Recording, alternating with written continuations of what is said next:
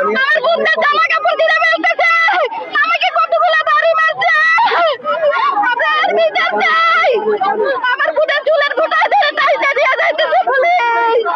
আমাদের শিক্ষকদের উপরে এভাবে কেন অত্যাচার? উপদেষ্টারা আজকে দেখেন না, আমাদের উপরে কেন এত অত্যাচার?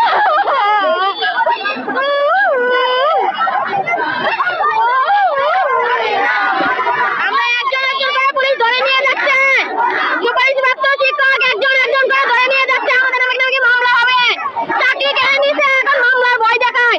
টিয়ার গ্যাস সহ বুলেট সহ সব মারা হয়ে গেছে। 1 ঘন্টার উপরে জল কামান মারছে, এখন একজন একজন করে ধরে নিয়ে গেছে। বাকি আছে, জীবনটাও নিয়ে নিক। আমরা আসছি হচ্ছে প্রাইমারি স্কুলের হচ্ছে 3টা ধাপে পরীক্ষা হয়, প্রথম দ্বিতীয় তৃতীয় ধাপ। প্রথম দ্বিতীয় ধাপে হচ্ছে চাকরি করছে তারা, আর আমাদের দ্বিতীয় ধাপের সাথে বৈষম্য করা হয়েছে। সুপারিশ প্রাপ্ত করা হয়েছে 6531 জনকে।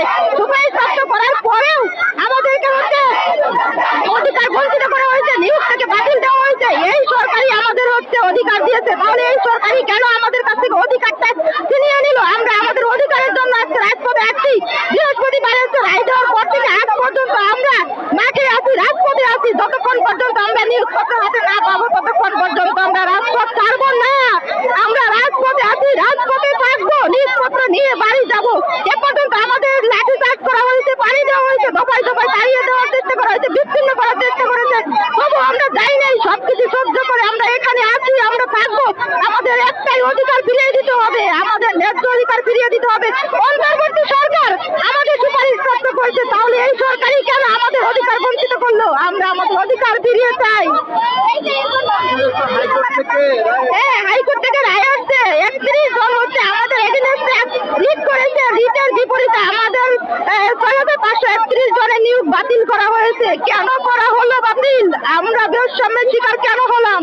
আমরা 6531 জন তো বলি নাই আমাদের সুপারিশ প্রাপ্ত করতে, তাহলে অন্তর্বর্তী সরকার আমাদের সুপারিশ প্রাপ্ত করার পরে কেন বাতিল করলো? আমরা কেন রাস্তায় থাকবো? আমরা রাস্তায় কেন থাকবো? আমরা এতদিন স্কুলে থাকার কথা, আমরা শিক্ষিত মানুষ, আমরা স্কুলে থাকবো কেন? আমরা রাজপথে এই পুলিশের লাঠি চার্জ খাবো, পানি খাবো, রাস্তায় কেন পড়ে থাকবো? আমরা আমাদের কি অধিকার ফিরিয়ে দেওয়া যায় না? আমাদের অধিকার ফিরিয়ে না দিলে আমরা রাজপথ ছাড়বো না।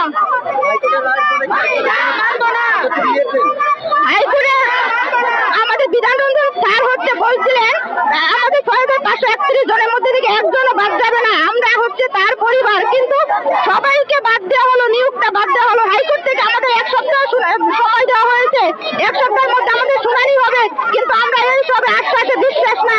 আমাদের লিখিত ভাবে দিতে হবে, না হয় আমাদের হাতে যোগদানপত্র দিতে হবে, তাহলে আমরা রাজপথ ছাড়বো। এর আগে আমরা রাজপথ ছাড়বো না। নিউ ইয়র্ক থেকে সম্প্রচারিত TVN 24 টেলিভিশন বিশ্বজুড়ে বাঙালির কণ্ঠস্বর।